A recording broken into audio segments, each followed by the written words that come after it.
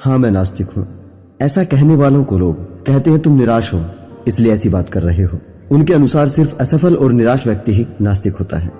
असल में लोग नास्तिक होने को किसी मुंबईया फिल्म की तर्ज पर भगवान से गुस्सा हो जाने के बाद मंदिर की सीढ़ियां न चढ़ने वाले एंग्री हीरो की तरह लेते हैं और मानते हैं कि अंत में इन्हें भगवान के पास आना ही होगा।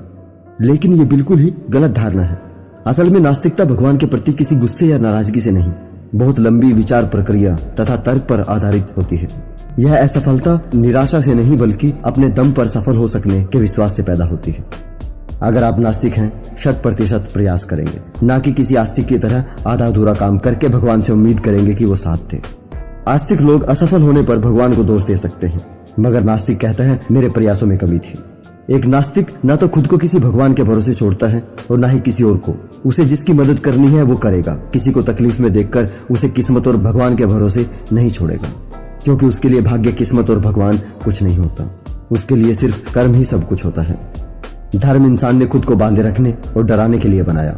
धर्म की बात इसलिए कर रहा हूँ क्योंकि धर्म और भगवान एक दूसरे से जुड़े हुए हैं। अगर धर्म इंसान ने बनाया तो ईश्वर को भी इंसान ने ही बनाया है। धर्म इंसान को नियमों में बांधने के लिए बनाया गया, ऐसे नियम जिनके अनुसार चलने पर जीने में सहूलत हो। अगर नियम होते हैं तो उनके टूटने का खतरा भी होता है। लोग नियमों को न तोड़े, यानी धर्म पर चले, इसके लिए कोई डर बताया जाना आवश्यक था। इसीलिए भगवान की अवधारणा को जन्म दिया गया। परंतु समय के साथ जब नियमों में कोई बदलाव नहीं होता तो वो दकियानुसी हो जाते हैं, जैसे कि आज हो रहा है। वास्तव में भगवान का जन्म ही हमारी मानसिक दुर्बलता, प्रकृति के प्रति अज्ञान की वजह से हुआ है। और यह धर्म और भगवान आज भी सिर्फ उनके लिए है जो कमजोर और भीरू होते हैं। अगर आप स्वयं अच्छा और बुरा समझते हैं, सही और गलत में भेद कर सकते हैं, आपको धर्म और भगवान की कोई जरूरत नहीं। आस्तिक होना और नास्तिक होना क्या है, अपनी यह बात एक साधारण से उदाहरण से समझाने की कोशिश करता हूँ। आपने अपने बचपन में भावुकों को कान काटने वाले बाबाओं के बारे में तो सुना ही होगा। जो गांव देहात से आते हैं वो इन नामों से अच्छे से परिचित होंगे। जब बच्चा छोटा होता है, उसे सुलाने के लिए माँ कहती है बेटा सो जा, वरना भाव आ जाएगा, भूत खा जाएगा, बाबा कान काट कर ले जाएगा। तो बच्चा भाव के डर से सो जाता है। यह माँ धर्म है, बच्चा आस्तिक है और काल्पनिक भाव है भगवान, जो वास्तव में है ही नहीं। हालांकि माँ बच्चे के भले के लिए उसे सुला रही है, पर गलत तरीके से। लेकिन जब बच्चा थोड़ा बड़ा हो जाता है तब उसे अकेला सोने को बोला जाए, बच्चा तब भी उस काल्पनिक भूत भाव से डरता है। तब उसे कहा जाता है भाव जैसा कुछ नहीं होता। ये तो माँ बाप थे जो बच्चे का भला चाहते थे। उसे पहले उसकी भलाई के लिए डराया गया था, फिर उसकी भलाई के लिए उसके डर को निकाला गया। लेकिन धर्म और भगवान को गढ़ने वाले लालची लोग थे। उन्होंने डर बिठाया तो, लेकिन समय रहते डर को निकालना नहीं चाहा। बस नास्तिक वही समझदार हो चुका बच्चा है जो उस काल्पनिक भाव के डर से बाहर आ चुका है, और आस्तिक वही बच्चा है जो सैकड़ों वर्षों के बाद भी आज भी उस काल्पनिक भाव से डरता है।